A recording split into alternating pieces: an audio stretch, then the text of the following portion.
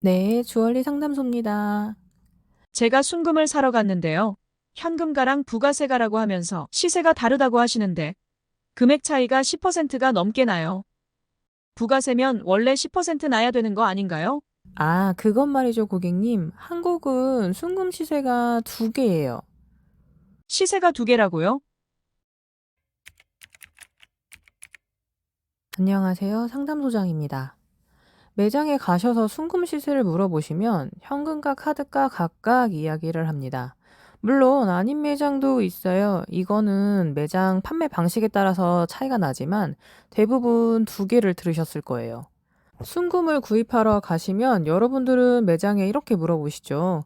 오늘 순금한 돈 얼마예요? 그럼 매장에선 오늘 현금 얼마, 카드 얼마입니다. 라거나 부가세 포함 얼마입니다. 아니면 현금가 얼마입니다. 등등 다양하게 이야기를 들으셨을 거예요.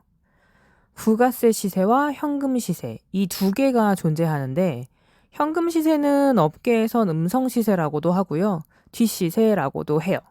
그럼 음성 시세와 부가세 시세는 무슨 차이인지 단순히 세금의 차이는 아니에요. 그래서 두 시세 차이가 10%가 넘는 경우가 있습니다. 현금 시세, 즉 음성 시세는 기록 없이 현금으로만 거래가 이루어지고 있어요. 사실 이런 거래는 탈세라고 보셔야 되는 게 맞아요. 기록도 안 남기고 매장과 소비자 간에 현금으로만 거래가 이루어집니다. 이건 도매처에서도 마찬가지예요. 소매점은 현금을 주고 도매처에서 순금을 사오게 되는데 세금 계산서나 자료 없이 거래가 이루어집니다. 부가세는 쉽게 이야기해서 거래의 흔적이 남고 세금이 포함된 시세인데 매장에선 여러분들에게 쉽게 카드가라는 표현을 쓰거나 아니면 처음부터 부가세 포함된 시세를 말씀드리고 현금 영수증이나 세금 계산서가 가능하다고 이야기를 합니다. 마찬가지로 소매점에서도 도매처에게 부가세 금으로 사오는 경우 세금 계산서를 청구해요. 재밌는 점은 이 두 시세가 따로 또는 같이 움직인다는 건데요. 현금 시세, 즉 음성 시세는 국내 거래 물량의 영향을 받아요. 업계 사장님들 사이에선 몇몇 큰손들이 이 시세를 조율한다고 말씀을 하시는데 큰손들이라는 분들은 엄청난 양의 금을 움직여서 시세를 조율한다고 보시면 될 것 같아요. 부가세 시세는 국제 시세의 영향을 받습니다.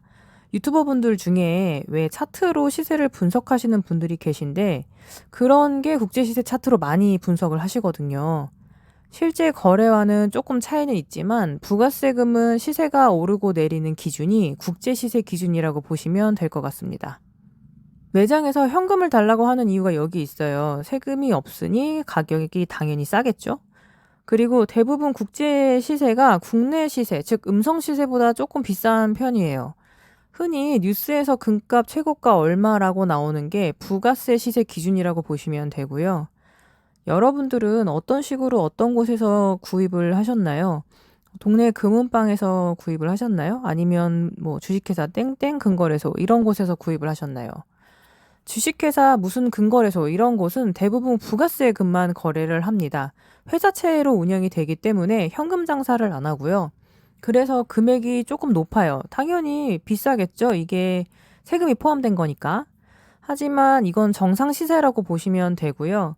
세금이 포함되다 보니까 여러분들이 느끼시기에 비싸다고 생각이 드시는 거예요.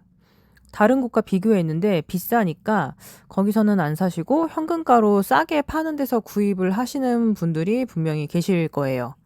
그래서 뭐 브랜드 매장, 즉 무슨 금거래소 이런 곳에서는 어필할 수 있는 게 좋은 금, 나쁜 금 이런 이야기들을 많이 해요. 믿을 만한 곳이라면서 이제 신뢰도도 높이기도 하고 그래야 여러분들이 아, 여기는 금액이 좀 비싼 이유가 있구나. 비싸지만 뭐 믿을만 하니까 그냥 구입하자. 이렇게 생각들을 많이 하시게 되는데 이게 바로 마케팅 효과입니다. 다시 시세 이야기로 돌아와서 매장들은 낮은 마진과 탈세 위험에도 불구하고 현금을 달라고 하는 가장 큰 이유는 소비자분들의 인식 때문이에요. 보통 한돈 얼마냐고 많이 물어보시잖아요. 그래서 부가세 포함된 정상 시세로 말씀드리면 비싸다고 많이 놀라십니다. 그리고서는 다른 매장으로 시세를 알아보러 가시죠. 심지어 그렇게 부른 매장들은 비싸게 파는 매장이라는 인식이 생기셔서 14K나 18K도 사러 안 가세요. 그러면 그곳은 장사가 안 되는 거예요. 이런 경우도 간혹 있어요.